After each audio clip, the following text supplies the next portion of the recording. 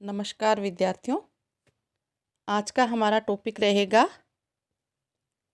न्याय की अवधारणा के मूल आधार तत्व कौन कौन से हैं और न्याय को कैसे प्राप्त किया जा सकता है, या न्याय को प्राप्त करने के कौन कौन से साधन या उपायों की व्यवस्था होनी जरूरी है। तो न्याय क्या है, यह बहुत कुछ सीमा तक व्यक्ति के अपने विश्वास और अपनी धारणा पर निर्भर करता है।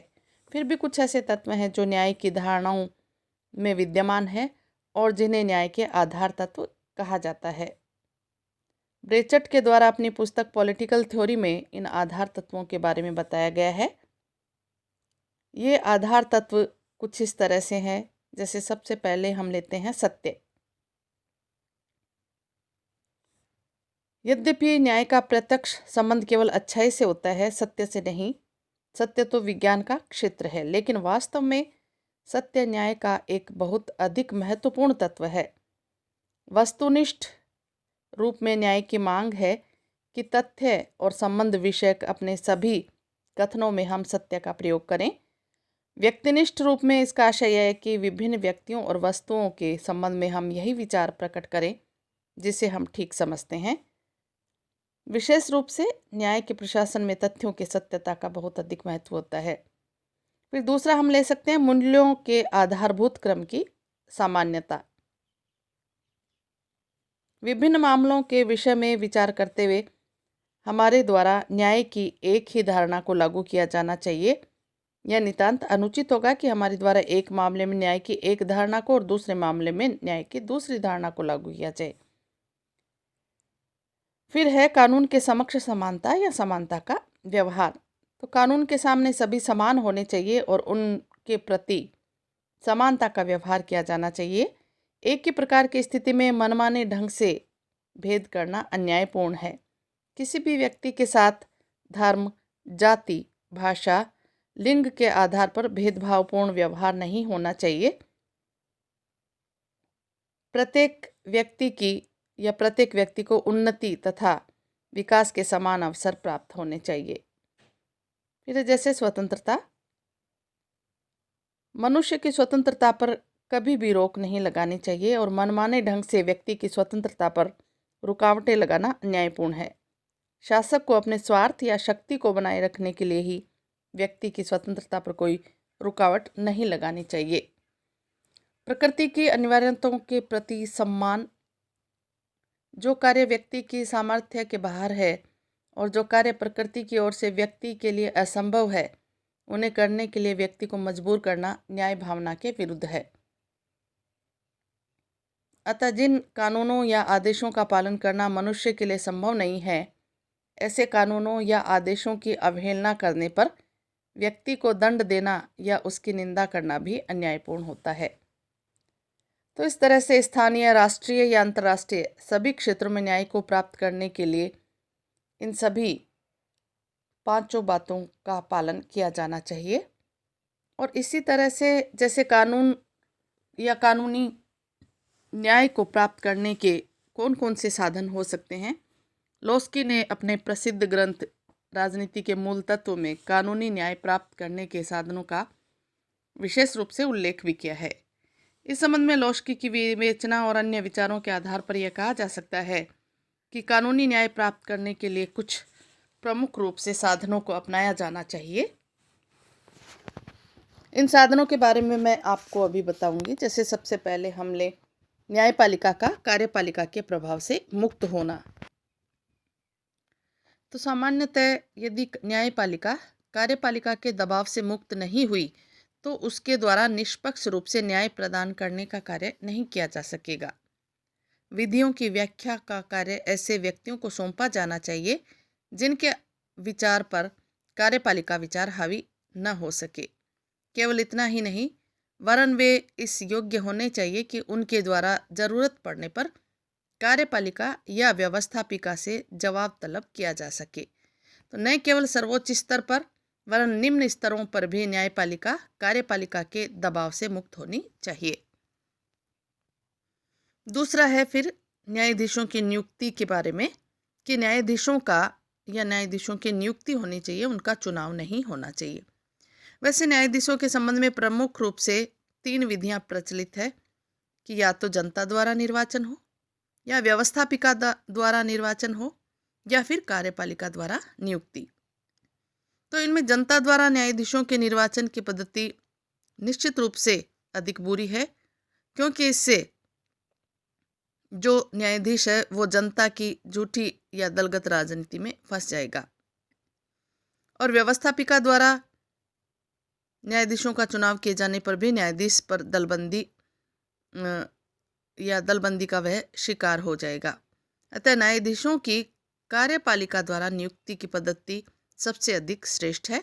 लास्की ने लिखा भी है कि इस विषय में सभी बातों को देखते हुए न्यायाधीशों की कार्यपालिका द्वारा नियुक्ति के परिणाम सबसे अच्छे रहे हैं, परंतु यह अति आवश्यक है कि न्यायाधीशों के पदों को राजनीतिक सेवा का फल नहीं बनाया जाना चाहिए। अर्थात लास्की ये कहना चाह रहे हैं कि जो न्यायाधीश हैं वो दलगत राजनीति से बिल्कुल दूर, स्वतंत्र और निष्पक्ष होने चाहिए, तभी एक निष्पक्ष न्याय की हम उम्मीद कर सकते हैं। इसी तरह से न्यायाधीशों के लिए उच्च योग्यताओं की बात हम कर सकते हैं कि न्याय की उचित रूप में प्राप्ति के लिए यह जरूरी है कि न्यायाधीशों का पद केवल ऐसे ही व्यक्तियों को प्रदान किया जाए जिनकी व्यावसायिक कुशलता और निष्पक्षता सर्वमान्य हो। न केवल उच्च वरन निचले न्यायाधीशों के पद पर भी ऐसे व्यक्तियों को नियुक्त किया जाना चाहिए जो योग्य और विधि के अनुकूल हो। पर्याप्त वेतन और पदोन्नति के अवसर भी कानूनी न्याय प्राप्त करने के महत्वपूर्ण साधन के रूप में जाने जा सकते हैं। हैमिल्टन की पुस्तक है राजनीति के तत्व, जिसमें उन्होंने ये कहा कि यह मानव स्वभाव है कि जो व्यक्ति अपनी आजीविका की दृष्टि से शक्ति संपन्न हैं, उनके पास संकल्प की शक्ति का भी बड़ा बल होता है। यह कथन पूर्ण सत्य है और इसके आधार पर कहा जा सकता है कि न्यायाधीशों को निश्चित और पर्याप्त वेतन दिया जाना चाहिए। इस बात की आशंका बनी रहती है कि कम वेतन पाने वाले न्यायाधीश भ्रष्टाचार के शिकार हो जाएंगे। इसके अलावा न्यायाधीशों को पदोन्नति के अवसर भी दिए जाने चाहिए, जिससे उनकी अपने कार्य में रुचि बनी रहे। फिर जैसे लंबा कार्यकाल और पद की सुरक्षा, तो न्यायाधीशों का कार्यकाल लंबा होना चाहिए और सामान्यतः ऐसी व्यवस्था की जानी चाहिए कि वे सदाचार पर्यंत अपने पद पर बने रहें। लंबा कार्यकाल होने पर न्यायाधीश अपने कार्य का अनुभव प्राप्त कर अधिक कुशल बन जाते हैं एवं स्वतंत्रता और निष्पक्षता के साथ अपना कार्य कर सकते हैं। इसके साथ ही ऐसी व्यवस्था की जानी चाहिए कि न्यायाधीशों को पद की सुरक्षा प्राप्त हो और कार्यपालिका अपनी इच्छानुसार उन्हें न हटा सके। ऐसी व्यवस्था होनी चाहिए कि न्यायाधीशों को भ्रष्टता या अयोग्यता की स्थिति में केवल व्यवस्थापिका के द्वारा विशेष बहुमत से महाभियोग का प्रस्ताव पारित करके हटाया जा सके। तो कार्यपालिका द्वारा भी न्यायाधीशों की आलोचना भी नहीं की जानी चाहिए। तो कहने का तात्पर्य ये है कि न्यायाधीशों का कार्यकाल सुरक्षित हो, पद की सुरक्षा हो और उनका लंबा कार्यकाल हो। इन सब व्यवस्थाओं के चलते एक न्यायाधीश निश्चिंत होकर अपना कार्य कर सकता है और अपना निर्णय दे सकता है। इसी के साथ साथ जैसे न्यायाधीशों के लिए अवकाश प्राप्ति के बाद व्यवसाय निषेध होना चाहिए। शक्ति के बुरे प्रयोग को रोकने के लिए भी आवश्यक है कि न्यायाधीश को अवकाश प्राप्ति के बाद वकालत करने के लिए निषेध किया जाए।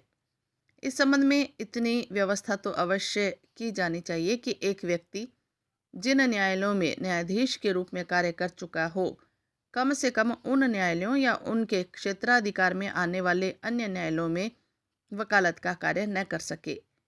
इसके साथ ही अनेक विचारक यह भी सुझाव देते हैं कि जो व्यक्ति एक बार न्यायिक पद प्राप्त कर चुका हो, उसे किसी भी राजनीतिक या कार्यपालिका पद के पात्र नहीं समझा जाना चाहिए। तो अवकाश प्राप्ति के बाद व्यवसाय निषेध होने से एक कोई भी न्यायाधीश है वो बहुत अच्छे से कार्य कर सकेगा न्यायाधीश के रूप में, बिना किसी लोभ और लालच के। फिर जैसे जूरी व्यवस्था, तो सामान्यतः जूरी की व्यवस्था को न्याय की प्राप्ति में सहायक ही पाया गया है। इसलिए सभी फौजदारी मामलों में और सार्वजनिक हितों से संबंधित दीवानी मामलों में जूरी की व्यवस्था होनी चाहिए। जूरी का सदस्य होने के लिए संपत्ति का मालिक होना जरूरी नहीं समझा जाना चाहिए। जूरी के सदस्य को उचित पारिश्रमिक भी दिया जाना चाहिए, जिससे उनकी अपने कार्य में रुचि रहे। जूरी के निर्णयों, विशेषतया फौजदारी मामलों में उनके निर्णयों के विरुद्ध अपील की व्यवस्था की जानी चाहिए। फिर न्याय में समानता की व्यवस्था होनी भी बहुत जरूरी है। न्याय में समानता के लक्ष्य को प्राप्त किया जाना बहुत आवश्यक है, नहीं तो न्याय धनी मानी वर्ग की सुविधा बनकर रह जाएगा। वैसे भी कहा जाता है कि न्याय के समक्ष सभी समान हैं, या कानून के समक्ष सभी समान, और कानून की सभी को समान सुरक्षा प्राप्त होनी चाहिए। न्याय में समानता को प्राप्त करने के लिए दो व्यवस्थाएं जरूरी है। एक तो विशेषाधिकारों की समाप्ति होनी चाहिए, किसी को भी विशेष अधिकार नहीं होने चाहिए, और दूसरी निःशुल्क कानूनी सहायता की व्यवस्था हो, जिससे कि प्रत्येक व्यक्ति के लिए न्याय सुलभ हो और प्राप्य हो। वास्तव में मुफ्त कानूनी सहायता, इसको फ्री लीगल एड कहते हैं हम, इसकी व्यवस्था होने पर ही साधारण व्यक्ति न्याय प्राप्त करने की आशा कर सकता है। भारत में भी अभी हाल ही के वर्षों में मुफ्त कानूनी सहायता की व्यवस्था करने की कोशिश भी की जा रही है, और मुफ्त कानूनी सहायता जहां इसकी व्यवस्था होगी, वहां पर निश्चित रूप से जनता को या व्यक्ति को एक सही न्याय प्राप्त हो सकेगा। और कानूनी न्याय को प्राप्त करने के लिए ये तमाम व्यवस्थाएं या साधन अपनाए जाने जरूरी हैं, जिससे कि प्रत्येक व्यक्ति के लिए कानून बहुत सरल हो, उसकी पहुंच से बाहर ना हो, और जो भी पद पर रहते हुए न्यायाधीश है वो अपने अपने कर्तव्य का पालन कर सके और बिना किसी लोभ, लालच और भ्रष्टता के अपना कार्यकाल पूरा कर सकें। इसके लिए इन सभी बातें, यानी उनका कार्यकाल लंबा और पद की सुरक्षा, इसके साथ साथ उनके लिए जो है पर्याप्त वेतन की व्यवस्थाएं होनी चाहिए, और उन्हें योग्यता के आधार पर नियुक्ति दी जानी चाहिए। ये सभी बातें होनी अति आवश्यक है। और इसी के साथ साथ ये भी ज़रूरी है कि न्यायपालिका पर कार्यपालिका और व्यवस्थापिका का किसी भी तरह का कोई भी दबाव ना रहे, और ना ही वो दलगत राजनीति में फंसने पाए। ऐसी व्यवस्थाएं यदि जिस देश में होगी तो निश्चित रूप से वहाँ कानूनी न्याय प्राप्त करने की व्यवस्थाएं वास्तव में जनता की पहुंच से बाहर नहीं होगी। धन्यवाद।